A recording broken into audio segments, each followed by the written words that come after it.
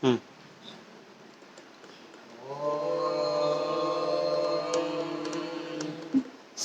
गणेश शारदा गुरुभ्यो नमः। हरः ओम्।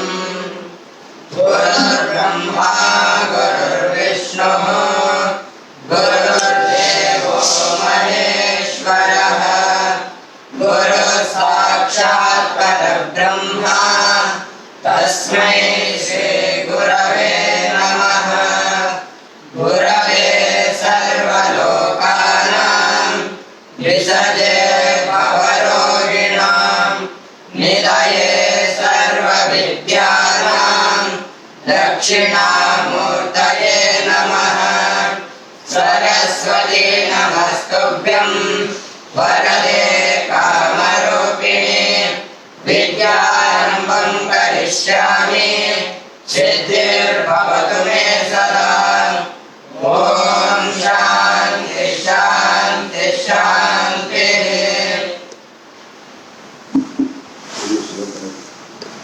ज्ञानिनो जङ्गमं तीर्थं निर्मलं सार्वकालिकम् येषां वाक्योदकेनैव शुद्धन्ते मलिनं जनाः।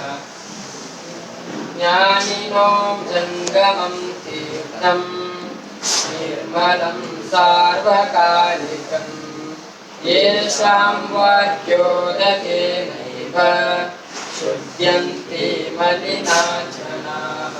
ज्ञानिनो जङ्गमं तीर्थं निर्मलं सार्वकालिकम् येषां वाक्योदकेनैव शुद्धन्ते मलिना जनाः। ज्ञानिनो जङ्गमं पुण्यं ज्ञानिनो जङ्गमं तीर्थं निर्मलं सार्वकालिकम् येषां वाक्योदकेनैव शुध्यन्ते मलिना जनाः। ज्ञानिनो जङ्गमं तीर्थं निर्मलं सार्वकालिकम् येषां वाक्योदकेनैव शुद्धन्ते मलिना जनाः। ज्ञानिनो जङ्गमं तीर्थं निर्मलं सार्वकालिकम् येषां वाक्योदकेनैव शुध्यन्ते मलिना जनाः। ज्ञानिनो जङ्गमं तीर्थं निर्मलं सार्वकालिकं येषां वाक्योदकेनैव शुद्धन्ते मलिना जनाः। सुभाषित। इन्द्रियाणि वशे कृत्वा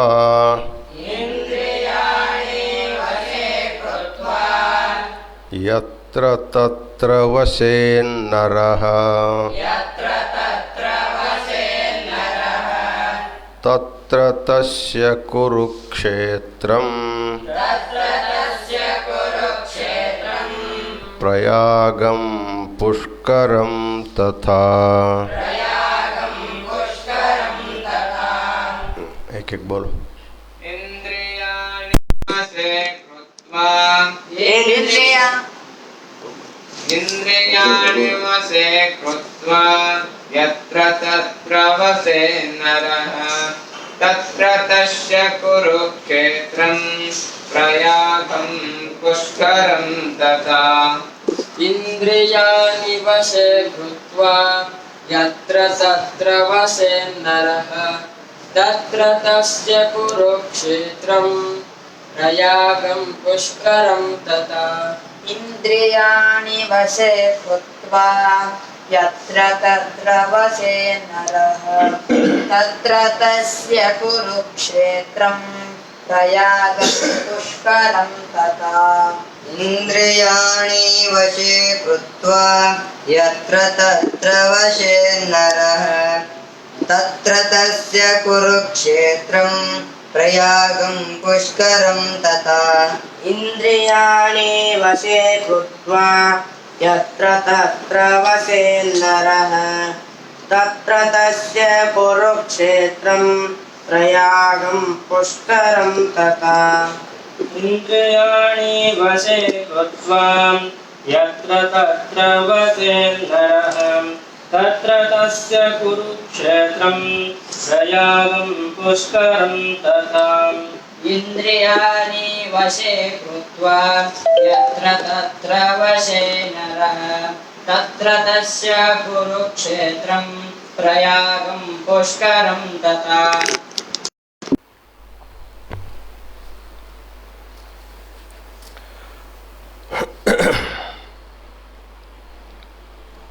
आज के इस सुभाषित में महर्षि रोमहर्षण सभी ऋषियों को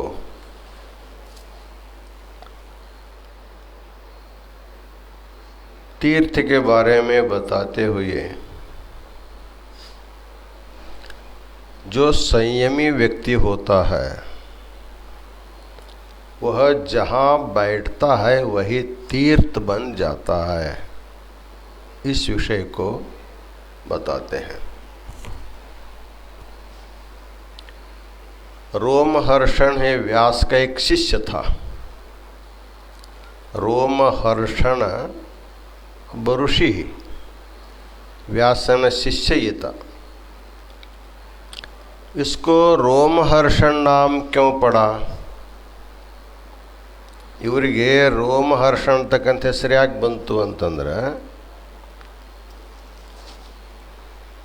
ऋषि जब लोगों को उपदेश करते थे उस समय खुद भी रोमांचित हो जाते थे और सुनने वाले लोग भी रोमांचित हो जाते थे।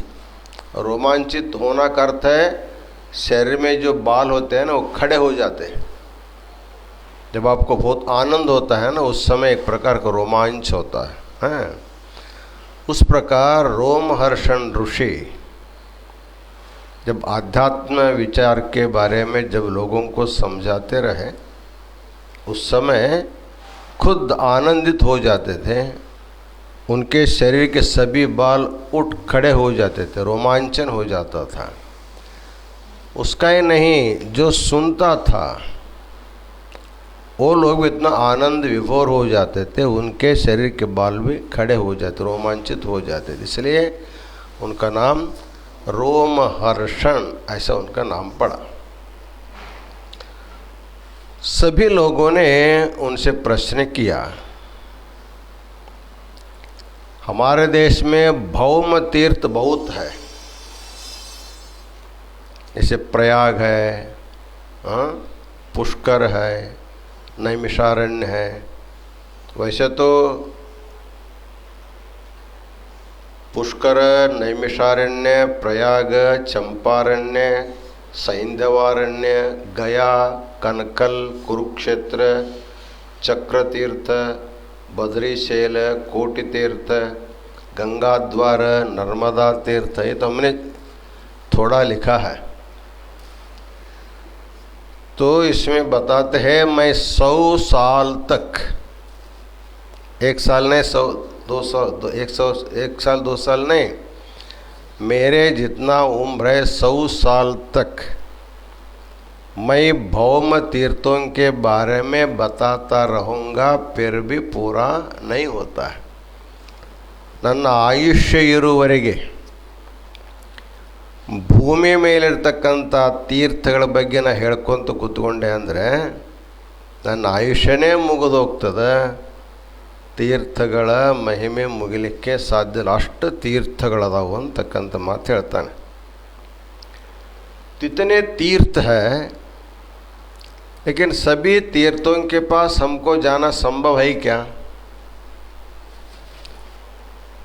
ಎಲ್ಲ ತೀರ್ಥಗಳಿಗೆ ಎಲ್ಲಿ ಹೋಗ್ಲಿಕ್ಕಾಗತ್ತೆ?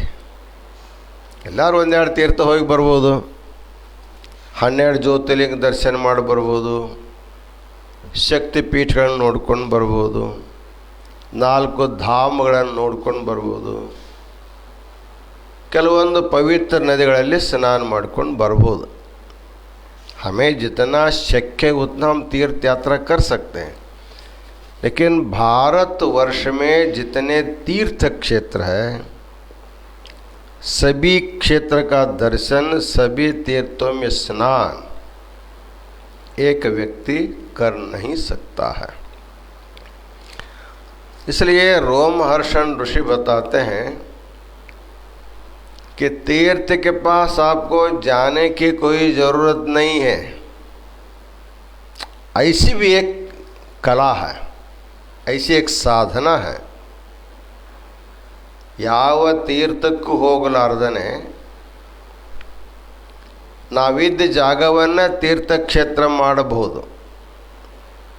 ಹಾಗೆ ಮಾಡಬೇಕಾದ್ರೆ ಏನು ಮಾಡಬೇಕಪ್ಪ ಅಂದ್ರೆ ಅದನ್ನು ಈ ಶ್ಲೋಕದಲ್ಲಿ ಹೇಳ್ತಾರೆ ಅವರು.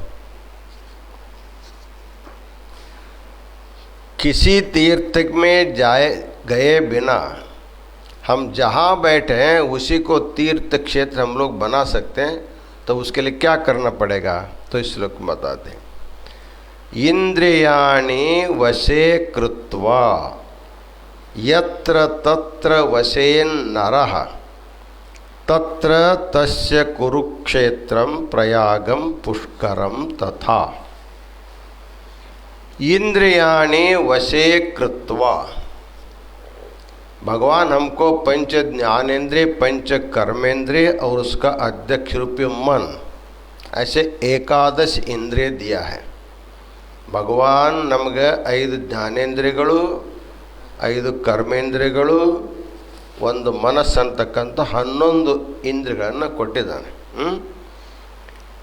ಇಂದ್ರಿಯಾಣಿ ವಶೇ ಕೃತ್ವ, ಈ 11 ಇಂದ್ರಿಯಗಳನ್ನು ತನ್ನ ವಶದಲ್ಲಿ ಇಟ್ಟುಕೊಂಡ್ರೆ, ये 11 इंद्रियों को अपने वश में रख करके बताते हैं यत्र तत्र वशेन नरः. यत्र तत्र तो जहाँ कहीं भी, ಎಲ್ಲಿ ಬೇಕಾದಲ್ಲಿ, नरः वसेत, मनुष्य वास ಮಾಡಿದರೆ मनुष्य बस जाता है. अर्थात संयमी व्यक्ति, इंद्रियों के ऊपर संयम साधा हुआ व्यक्ति जहाँ कहीं भी बैठ जाए, वशेन नरः तत्र तस्य कुरुक्षेत्रम, उसका कुरुक्षेत्र वहीं बन जाता है. प्रयागम पुष्करम तथा, प्रयाग भी वहीं हो जाता है, पुष्कर भी वहीं हो जाता है. आता नहीं, वहीं हो जाता है.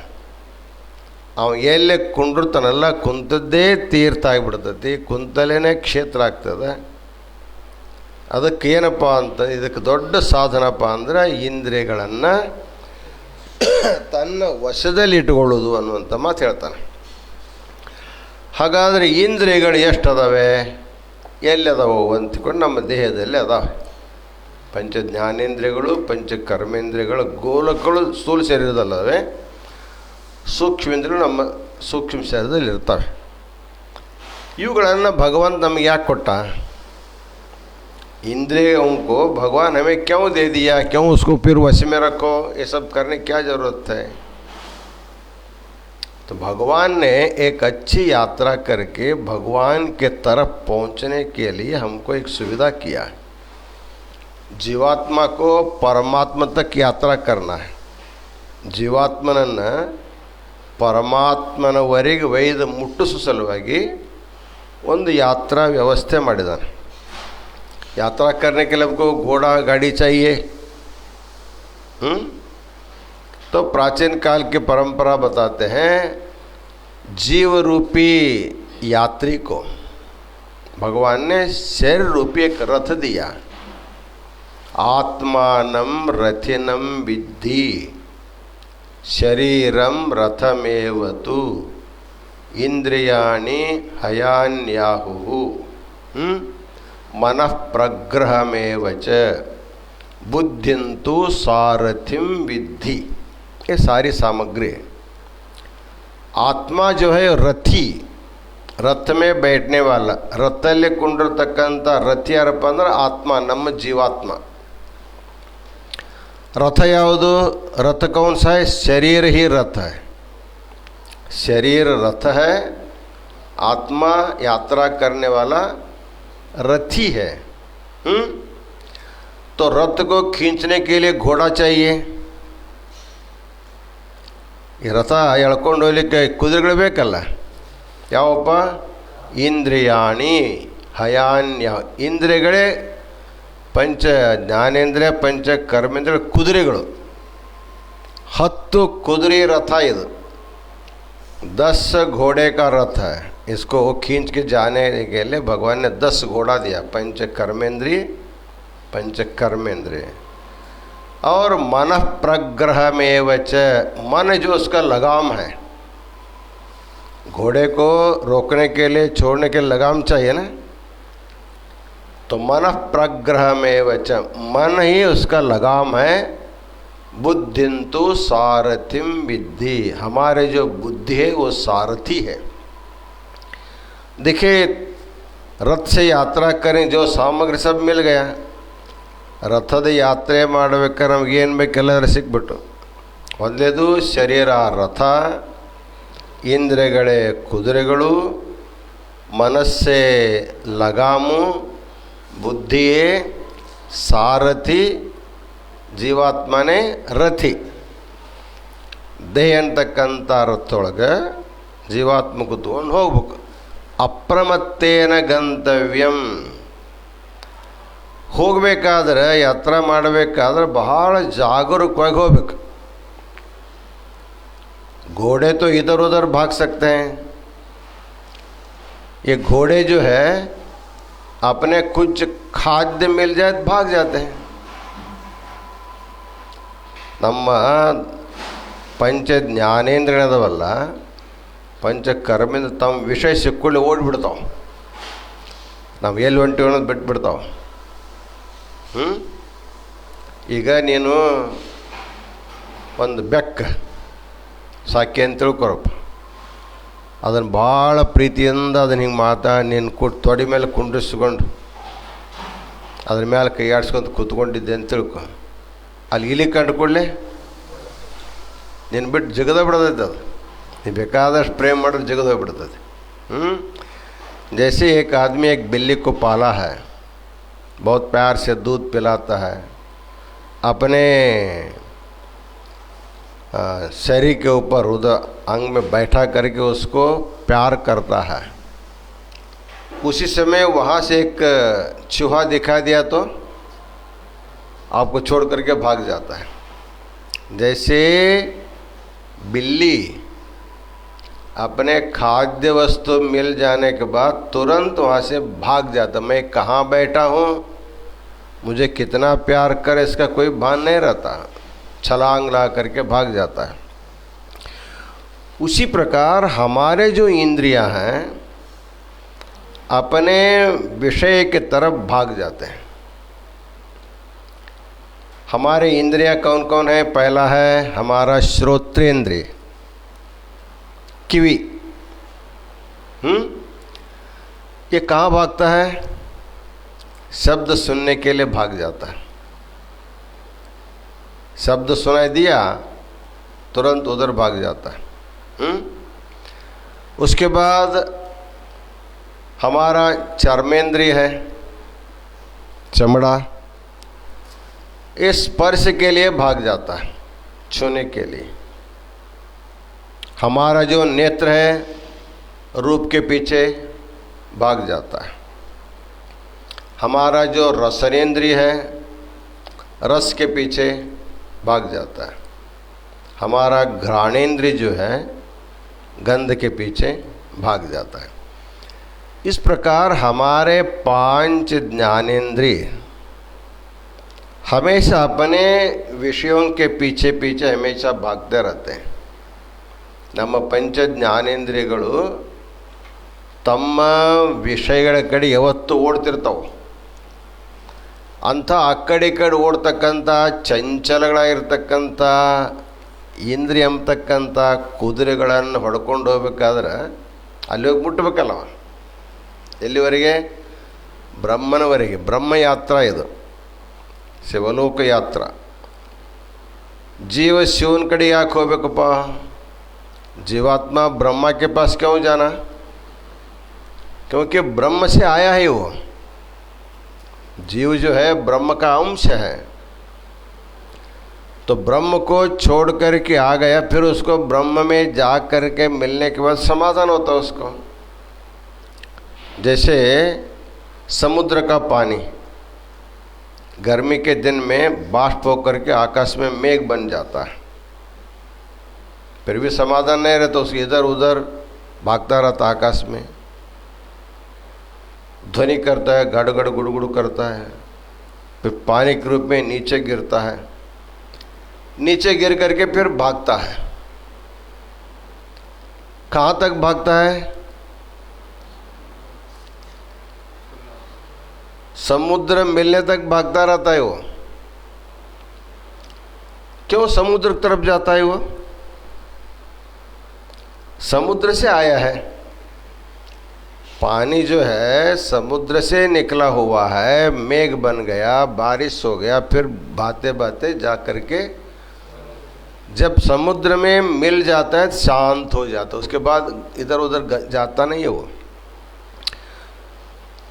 ನೀರು ಮಳೆ ನೀರು ಎಲ್ಲಿಂದ ಬರ್ತಪ್ಪ? ಸಮುದ್ರದಿಂದ ಬರ್ತವೆ.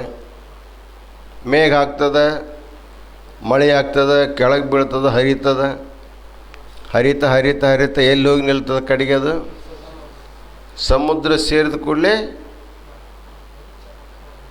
ಶಾಂತವಾಗಿಬಿಡುತ್ತೆ. ಅಲ್ಲಿ ತನಕ ಶಾಂತಿ ಇರಂಗಿಲ್ಲ. ಅದು ಮೋಡ ಆದರೂ ಶಾಂತಿ ಇಲ್ಲ, ಮಳೆ ಆದರೂ ಶಾಂತಿ ಇಲ್ಲ, ಹಳ್ಳಾದರೂ ಶಾಂತಿ ಇಲ್ಲ, ಹೊಳೆಯಾದರೂ ಶಾಂತಿ ಇಲ್ಲ. ಓಡ್ತಾ ಓಡ್ತಾ ಓಡ್ತಾ ಓಡ್ತಾ ಕೊನೆಗೆ ಹೋಗಿ ಸಮುದ್ರವನ್ನು ಸೇರ್ತೀವಂದ್ರೆ शांत ಆಗಿಬಿಡುತ್ತೆ. उसी प्रकार जो जीवात्मा उसको समाधान नहीं, स्त्री होता है समाधान नहीं, पुरुष होता है समाधान नहीं, बच्चा का रूप होता है समाधान नहीं, गुरु होता है समाधान नहीं, शिष्य होता है समाधान नहीं, वहाँ बैठता समाधान नहीं, यहाँ बैठता समाधान नहीं।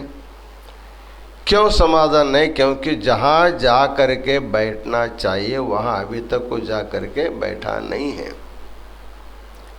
वैसे हमारी जो आत्मा है जब तक अपने मूल रूप परमात्मा में जा करके नहीं मिलता है तब तक वो भागता रहता है।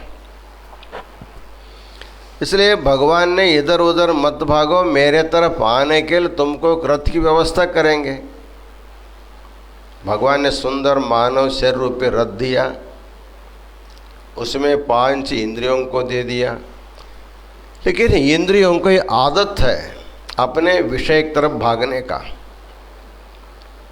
परांचिखाणी व्यतृणत स्वयं भूः तस्मात् परांग पश्यति नान्तरात्मन।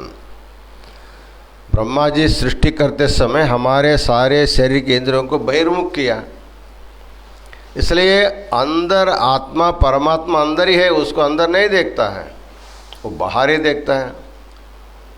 तो बाहर देखता है, बाहर उसको विषय मिलते हैं, उसी के अंदर वो उसी में रमता है।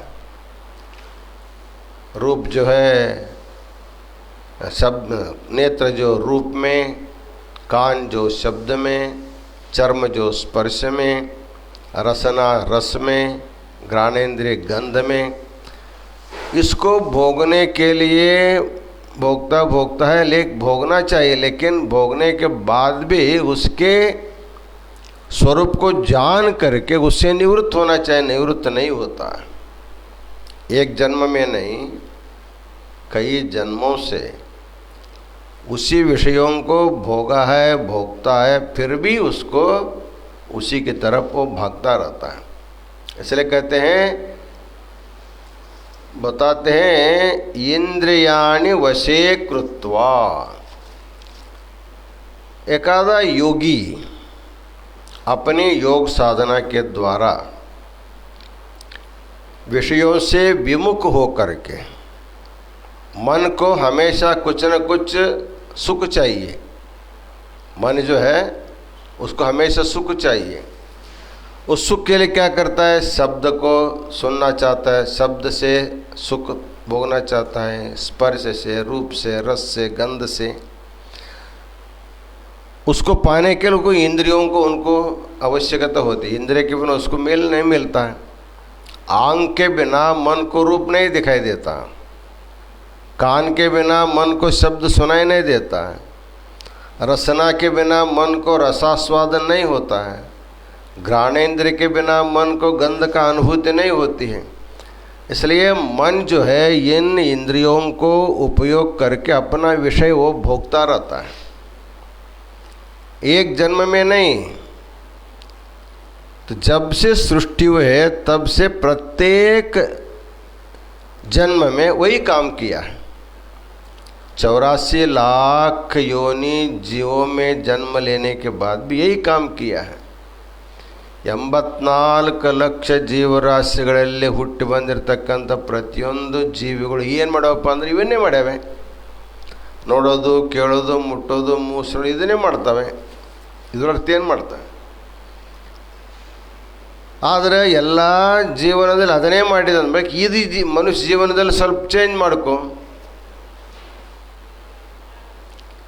ಪ್ರತಿಯೊಂದು ಜೀವನದಲ್ಲಿ ಅದನ್ನೇ ಮಾಡಿದೆ ನೀನು, ಎಲ್ಲ ಹಾಳು ಮಾಡ್ಕೊಂಡು ಬಂದೀಯ, ಶರೀರಗಳನ್ನು ಹಾಳು ಮಾಡಿದಿ. ಅದಕ್ಕೆ ಈ ದೇಹವನ್ನು ತಪಸ್ಸಿಗಾಗಿ ಮೀಸಲಾಗಿಟ್ಟುಕೊಂಡು ನೀನು ನಿನ್ನ ಮನಸ್ಸನ್ನು ನಿಯಂತ್ರಣ ಮಾಡು.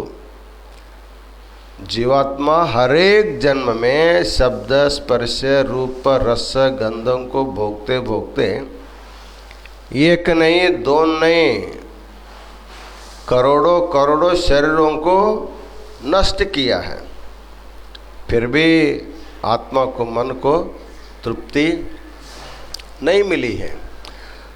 अभी कितने जन्म होने पर भी तृप्ति मिलने वाला भी नहीं है।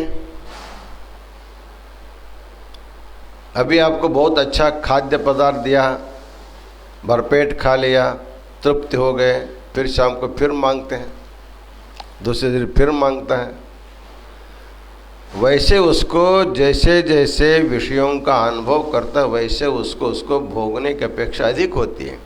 इसलिए न जातु कामः कामानाम उपभोगेन शाम्यति हविषा कृष्णवर्तमेव भूययेवाभिवर्धते।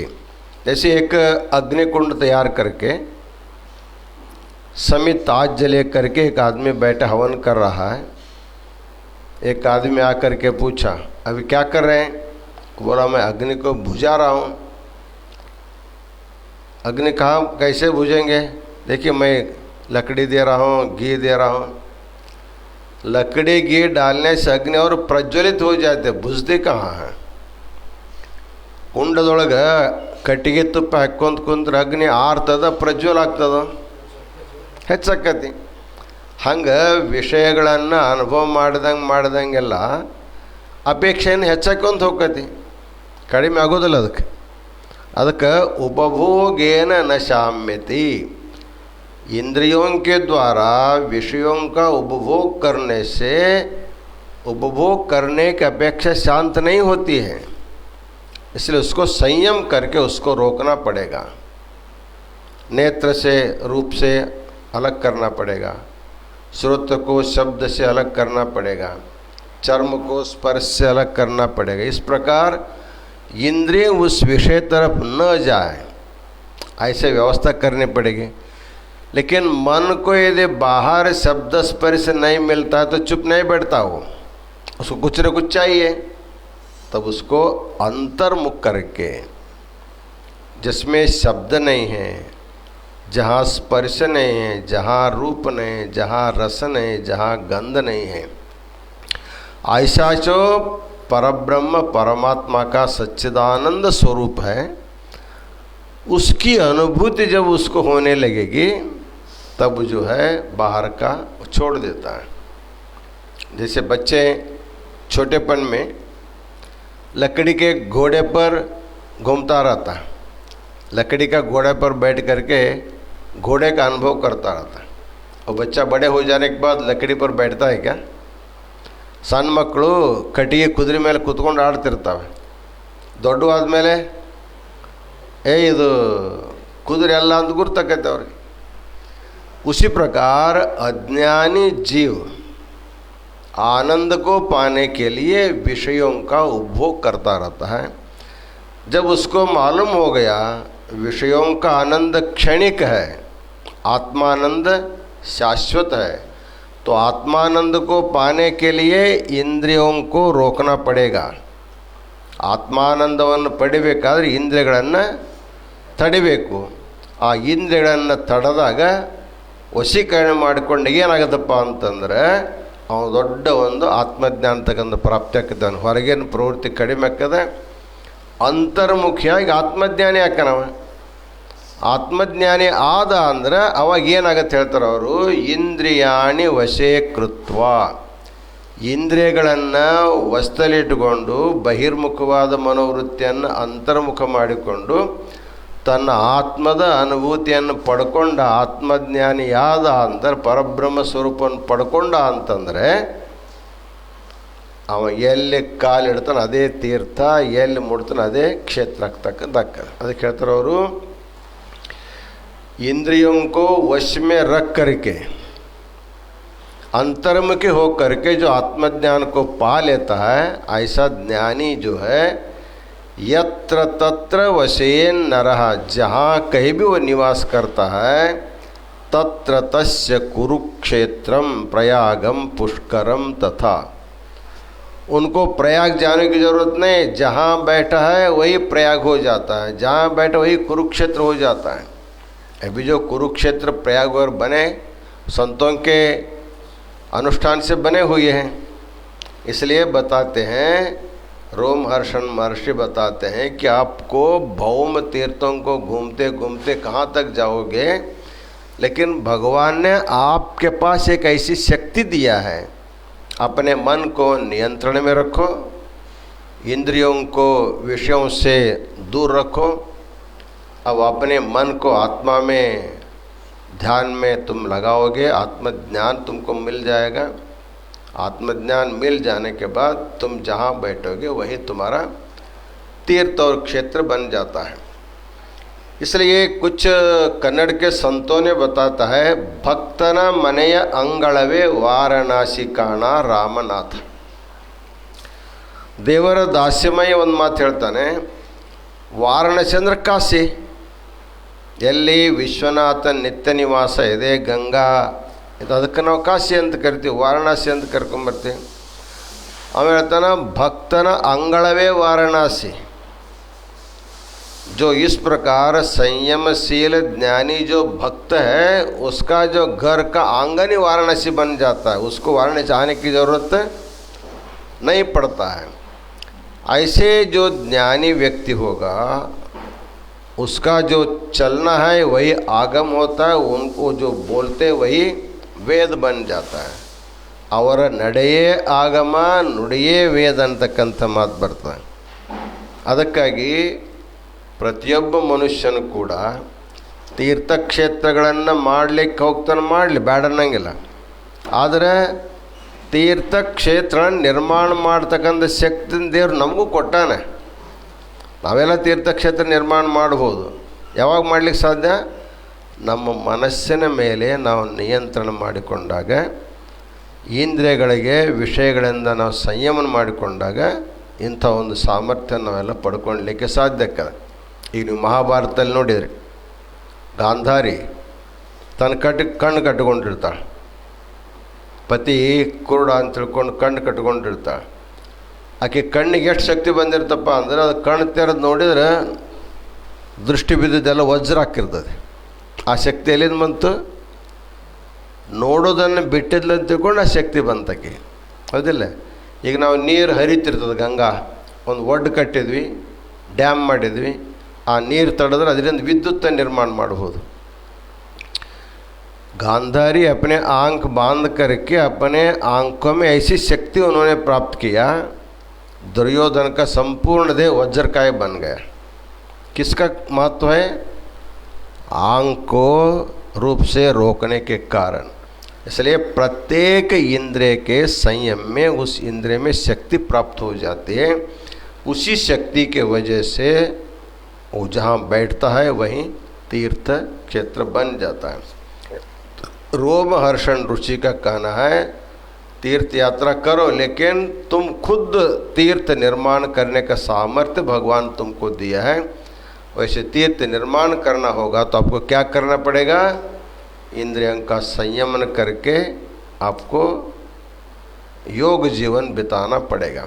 वही श्लोक में बताते हैं, इंद्रियाणि वशे कृत्वा, इंद्रियों को अपने वश में रख करके, यत्र तत्र वशे नरः, वो योगी व्यक्ति जहाँ कहीं भी निवास करता है, तत्र तस्य कुरुक्षेत्रम, उसके लिए उनका निवास स्थान ही कुरुक्षेत्र बन जाता है, वही उनका प्रयाग भी बन जाता है, वही उसका पुष्कर तीर्थ भी बन जाता है।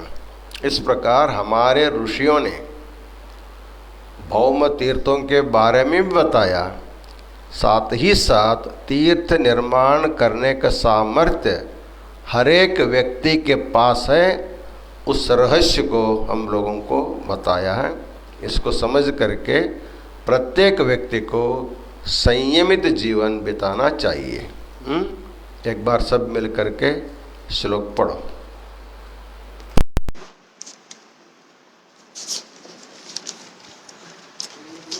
इंद्रियाणि वशे कृत्वा यत्र तत्र वसेन्नरः तत्र तस्य कुरुक्षेत्रं प्रयागं पुष्करं तथा।